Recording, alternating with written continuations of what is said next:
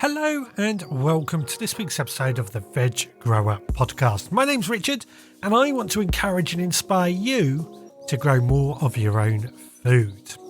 Now, coming up this week, I've had an email come through from a listener and a new member to our supporters club. Her email reads, I have been listening to your podcast for nearly a year now, starting soon after I got my allotment this time last year. I found the podcast useful and interesting and have just signed up to join the supporters club. I'm truly impressed by the pack of seeds and the October newsletter, which I've just received. Richard's dedication to his veg grow and his podcast and his listeners is amazing. I can't imagine how you find the time to do all this as well as holding down a job. My only issue is that living in the Highlands of Scotland and without a greenhouse, I wonder how realistic it is for me to sow seeds now and through the winter months. I also sometimes wonder how to adapt what Richard talks about on the podcast to my own situation in this much colder part of the country. It would be great to get some comments from Richard on the podcast about how his advice and experience could be adapted by people living in colder parts of the country. You are doing a great job, Richard. Truly impressive. So first of all, Joanna, thank you. But this question, I've been giving it a lot of thought over this last week. I've also got a book review coming up at the end of this podcast, but let's head down the allotment and I'll share with you my first thoughts on this question from Joanna. Well, I'm down on the allotment now and I'm just planting out some cabbages. This is a Savoy cabbage, which are pretty hardy. I've got to say, they can cope with some pretty cold temperatures, which is why I'm planting them out now on the hope that they're going to grow over winter and provide us with some good winter/spring cabbages. Now, I've been giving Joanna's question a lot of thought lately. It's been a brilliant question and it certainly highlights one of the things that's always bothered me. I'm on the south coast of the UK, as I'm sure I'm aware, and we do have fairly mild weather. And I know that is not representative of everybody in the UK, or even not representative of the entire world. I've got listeners in every corner of the world, and the climate is always different. Now, I've always kept a close eye on the weather, and a couple of years ago I did actually add a weather station to my garden. And the coldest temperature I've ever really recorded was -5, but that was a pretty rare occurrence. Normally it doesn't quite get that cold, but it certainly -5 is the sort of coldest temperature I think it would reach. Now, the allotment is a bit less sheltered down here, so it's a bit more open, which means that although it doesn't necessarily get colder, it stays colder for a bit longer compared to my home garden. Now, I've been looking into zones, and we've always heard of the US climate zones or garden zones, which basically are zones that give the people in that area an idea of what they can plant. The RHS actually have something very similar, but these are called Hardiness zones. And I am in what the RHS calls Hardiness zone H3. Now, this area covers the entire of the south coast, London, right up the western coast, including around the coast of the Wales, much of Ireland, right up to Scotland, right up to the very northern tip of Scotland as well. That's all in the same sort of climate zone as what I have here at home. And I can vouch for that because I visited Scotland a few years ago. My father-in-law lived on the southwestern coast near Stranraer, which is just across the Irish Sea from Belfast. But when I visited there, one of the places we took a visit to was Logan Botanical Gardens. And that's a fantastic garden, but they have lots of exotic plants growing outside because of the unique climate that they have quite there. Now, in comparison to this, at the other end of the scale is Hardiness zone H6, and this is where it can get down to -20, and I think this is the sort of area that Joanna is living in herself. Got to say, -20 is pretty cold. That's freezer temperature, so very, very cold. Now, for reference to the US zones, because I know we're probably a bit more used to hearing about the US garden zones. So H3, my zone, is equivalent to US zone 9, and the H6, Joanna's zone, is equivalent to zone 6/7 of the US. So Gives you a bit of an idea. Now, one of the things I've always said that I think is important, the winter time for me is more about tackling infrastructure jobs. These are things such as building or repairing some garden beds, building sheds and paths, and also doing things while plants are dormant, pruning, etc., etc. So in reality, the actual growing of the plants, I'm going to be doing a lot less over the winter. But we will still be sowing certain seeds, but these are only seeds that are suitable for what we need. Now, my greenhouses are unheated. All three of them are unheated. So we're not going to be growing any exotics in any of these. I see these greenhouses just as offering a bit of protection and extending the seasons. Some of our hardy plants will still be grown outside. These include our cabbages, our broad beans, maybe even some hardy peas. It's all about finding the right varieties that can grow outside. However, what I do tend to do over the winter is bring much of my seed sowing indoors. Now, in my kitchen, you've heard me talk about this many times. I have got a shelf set up where I have my heated propagators, which provide a bit of bottom heat to our seed sowing. We've got grow lights just to extend the daylight, and I use the worktops and window sills to grow a lot of plants. For me, I found this to be pretty effective. As I said, the heated propagators, they help warm up the soil, which makes germination much easier. And I use those because we don't really have our heating on. However, what you could use is a shelf on top of the radiator, or the heat coming off the radiator to warm up your seeds anyway. So there's definitely options. You don't have to go out and shell out for heated propagators, although I do recommend they are worth the investment. And then the other trouble, of course, being on the south coast, we do get shorter days throughout the winter.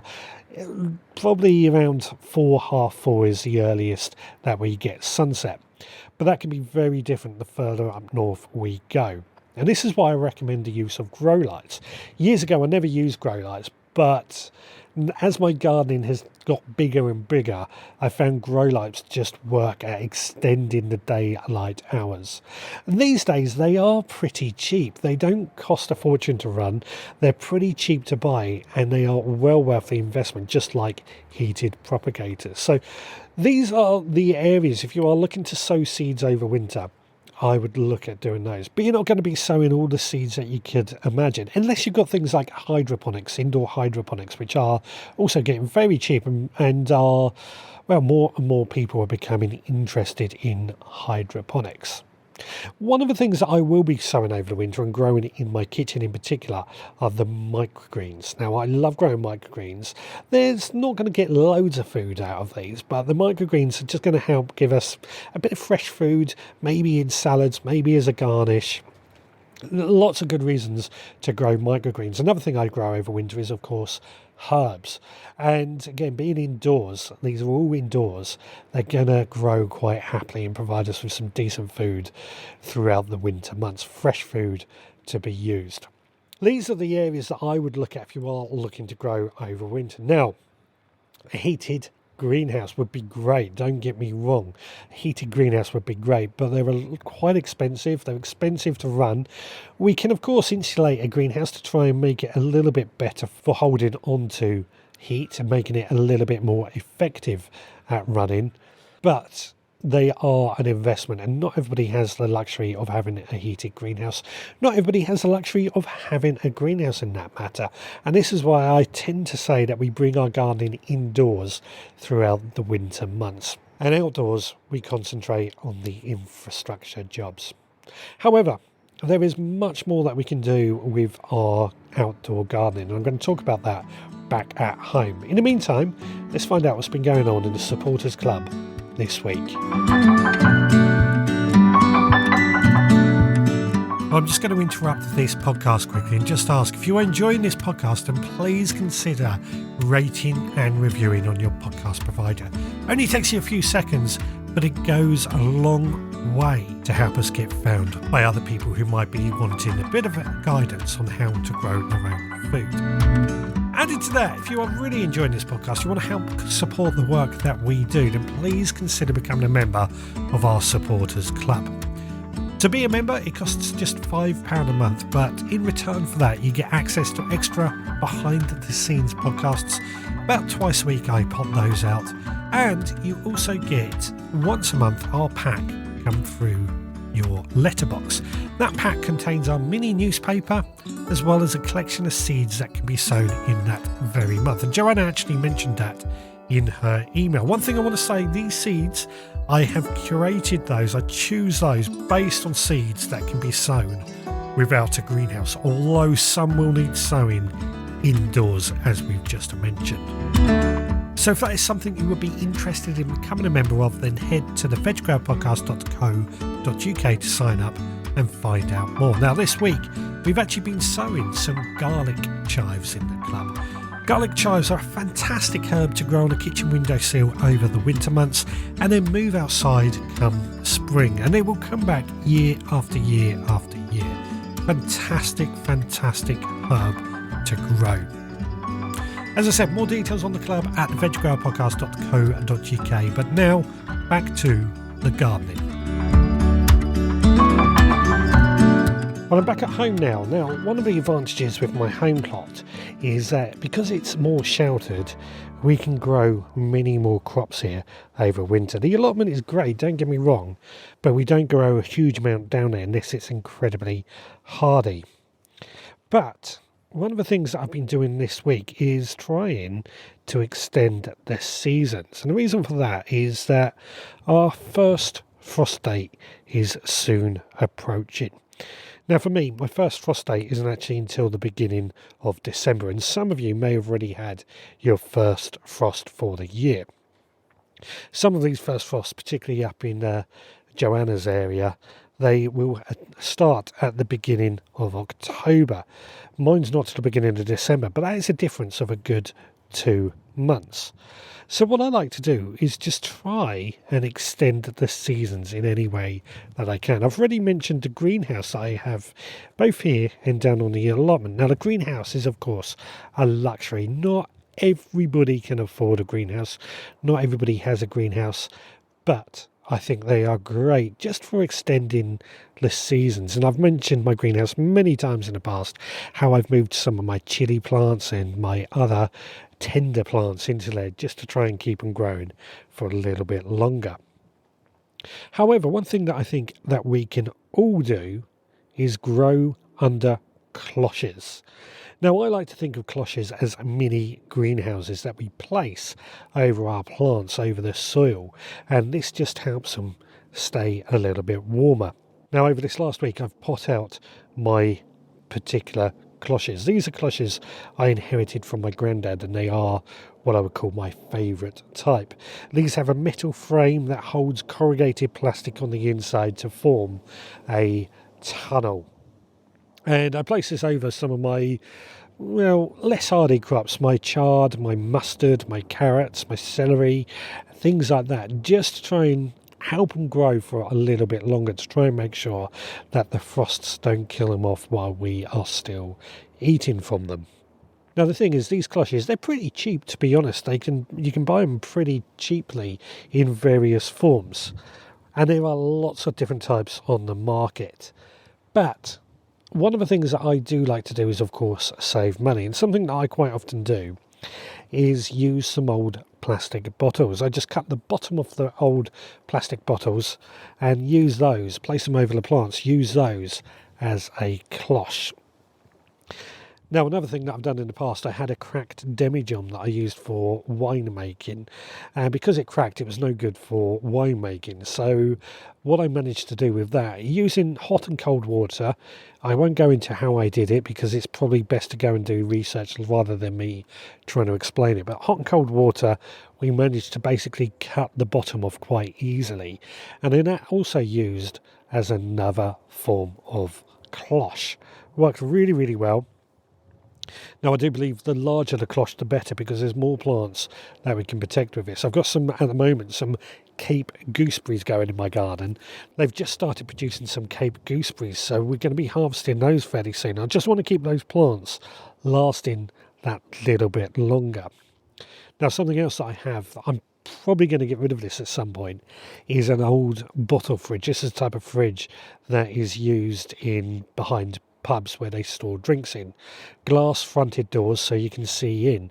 This has been, I've used as a cold frame. So again, I've put some of my tender plants in there to keep them going. Just again, extending the seasons and making it that little bit warmer for our plants. And these are all things that I think everybody could use. Cloches, cold frames, greenhouses, if you can afford them. In particular, as Joanna has said, in minus 20 degrees C, we want to try and use as much as we possibly can just to extend the seasons that little bit more. Now, something that I'm always looking into as well is Victorian gardeners. Victorian gardeners were really masters at controlling the climate in their garden.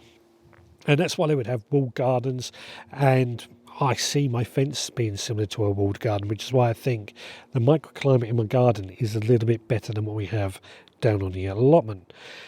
And what they would also do, around the edges of some of the beds, they would plant out privet bushes.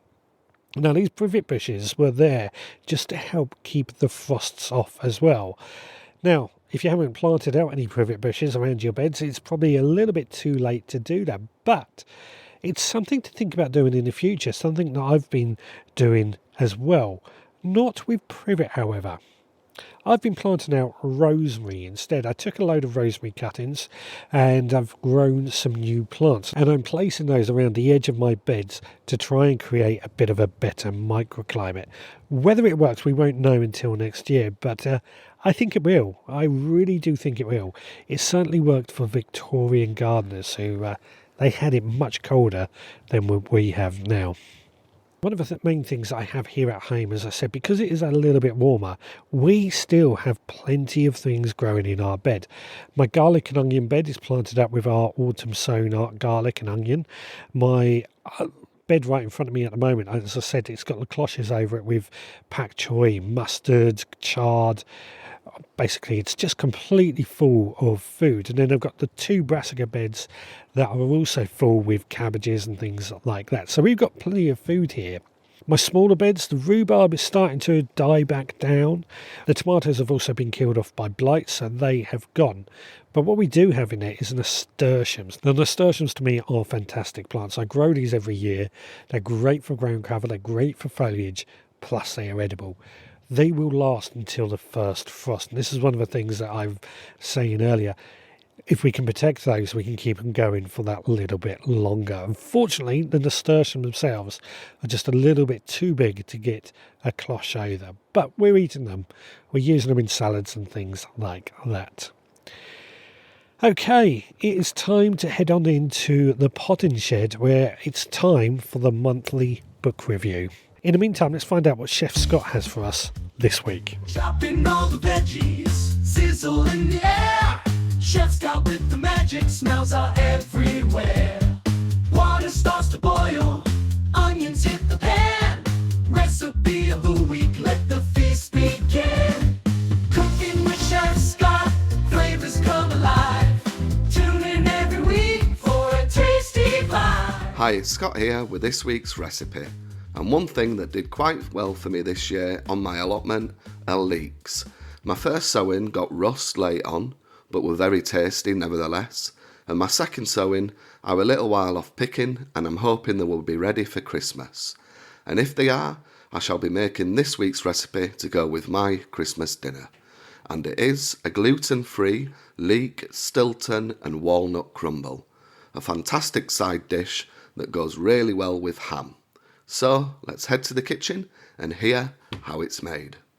As usual, you can find this recipe and others on the veggrowerpodcast.co.uk or on my Instagram page, Seed to Table Plot 13. This recipe serves 4 to 6 people, and you will need 550 grams of thickly sliced leeks.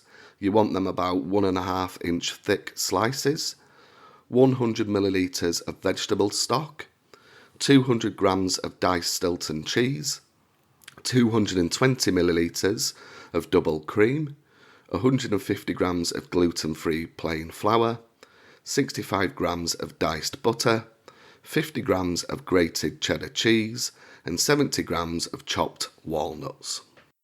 Method.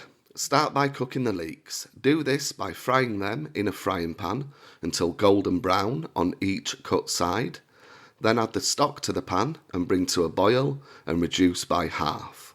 Then add the cream and bring back to the boil, then remove the pan from the heat, season with salt and pepper and set aside.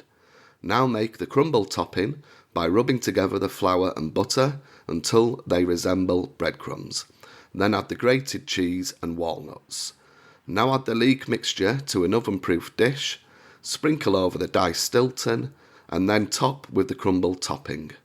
And then bake in a preheated oven set at 190 degrees Celsius for 30 to 45 minutes, or until the top is golden brown and bubbling. And that's the recipe done, and that's it from me this week. We're back in the podding shed now, and this is going to be the final segment for this week's podcast. One thing that I haven't mentioned so far that might help Joanna and others is, well, basically, if you're on an allotment site, you have a lot of people around you who have a little bit more knowledge of your plot than what I have. And it's well worth making friends and asking them for some advice and tips on what they would recommend to do over the winter months, or any time of the year for that matter. But I would caveat that with also saying it's fun to experiment and try different things. Sometimes some people get stuck in the ways that they find works for them, and they don't always feel like it's worth putting the energy into trying something a little bit different. But sometimes just trying something a little bit different, experiment, play around, can make all the difference. Now, I bring this bit up at this point because I have been reading throughout this month a book that was sent to me by Lynn, and it is Alan Jenkins' book, Plot 29, a memoir. And Lynn sent me this book because she said she couldn't put it down, and I've been reading it throughout this month. Lynn, if you want this book back, let me know, by the way, because she very kindly sent it to me. And I've got to admit, it has been an absolutely fascinating book. I've really, really enjoyed reading this book. Now, the premise of this book is that it's a year's diary, starting in June in, I'm not sure which year, but I think maybe 2016, maybe 2017, not sure. But it basically starts in June that year. Alan is co-working on an allotment site with his allotment family, which is quite a large amount of people, plus his own family at home. And he's talking about how he goes about growing throughout the year. It's like a diary, like reading his diary throughout the year, sharing what he's been doing. And it's just worded beautifully, such as watching beans snake up the hazel sticks as they grow. It's such a beautiful way of wording things and making it very much easy to imagine what Alan is talking about. Now, one of the things that, as I was reading this, is that, and this is the kind of premise of this book, as I said, it's like a year's journal for his growing year, but he makes the odd note to things that have happened in his past. He was a child and he lived with foster parents, and they were an elderly couple. Him and his brother learned at this foster home how to grow flowers in the riverside cottage. And all these little flashbacks to his past actually added a bit more depth to this book. Rather than just being a diary of somebody's growing year, there was a bit of history, a bit of more backbone to it. And he talks about his own family and various things like that. It's absolutely beautifully written. It's a real eye-opener on how a book could really draw you in, but still be about gardening. Now, one of the extracts I'm going to read to you, December the 30th, Christopher's birthday. I'm worried my memory of him is fading, his voice thin and calls more quietly. I'm caught between relief and mourning it's missing.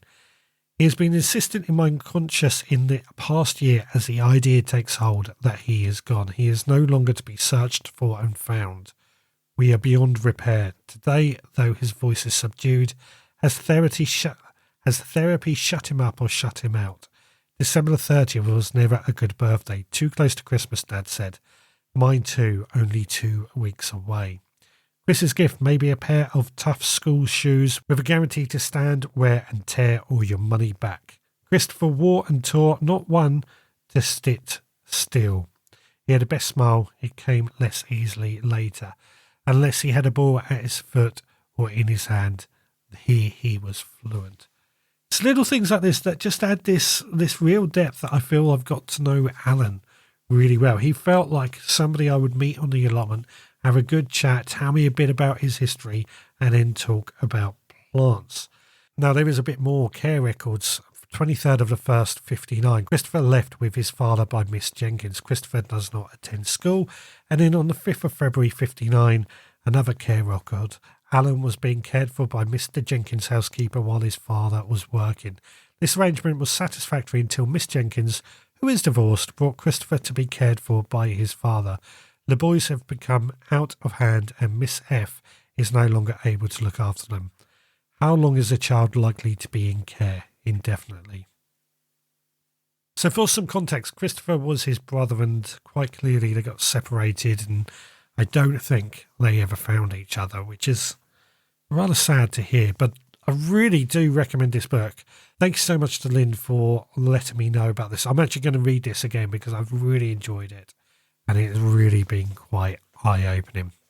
Now, if you are interested in this book, then please do go check it out. You might be able to find it in your library. If not, I've added links in the show notes to buy that from. Now, as we're going into November, I'm actually going to be reading one of my own books that I bought earlier this year, maybe even last year. I can't remember when I did buy it. But one of the things that we tend to do over the winter, of course, is pruning and training our fruit trees. So I am going to be reading once again my RHS Pruning and Training Handbook. Over 800 plants and written by Christopher Brickle and David Joyce. Now, I've read this book before, but I want to get my pruning just right again this year. So this seems like the right time of the year to start reading about it and learning how to do it correctly. And that will give me lots to talk about over this coming winter period. Well, with that, it's time to wrap up this show. Now, we have had a comment come in from Lynn on Spotify, and Spotify says, "Hi Richard, regarding compost, have you ever tried cocoa and queer composts? I used the all-purpose compost, which is enriched with NPK, and also tried their seed and cutting compost. I thought both were really good. I think the prices are good too. Order 6 bags, you save £4 a bag. Plus loyalty points for your next order. Also now trying the compost sold at local recycling centre and made from green waste. It's only £4.50 for 75 litres and I thought the texture was really good. Anyone else tried them?" So I've not actually bought any compost from a green waste myself from our local recycling centre, but I'll look into that because that does sound quite cheap. But the cocoa and queer compost, I've used a lot of those in the past actually. I've used the seed compost. I found that very effective when we were trying to eliminate all the flies in our kitchen. But I did find the all-purpose compost was... I didn't feel plants grew that well with it, in all honesty. But that might be something we can try and experiment again next year. I want to do a lot more experiments next year and see what else we can try and experiment with. With that, one other thing I would like to do is get more voices on the podcast, maybe even from Scotland, sharing their experiences of growing their own food on their allotment or their own garden. That might be a help as well. If anybody does want to share their experiences, please do get in touch. It's always good to get some new voices on the podcast. Now, if you want to get in touch, my email address is richard@theveggardpodcast.co.uk. You can also contact me through the website by leaving a comment on the bottom of a blog post or leaving a voicemail. And of course, you can find me on social media where don't forget to like, follow, subscribe and all that.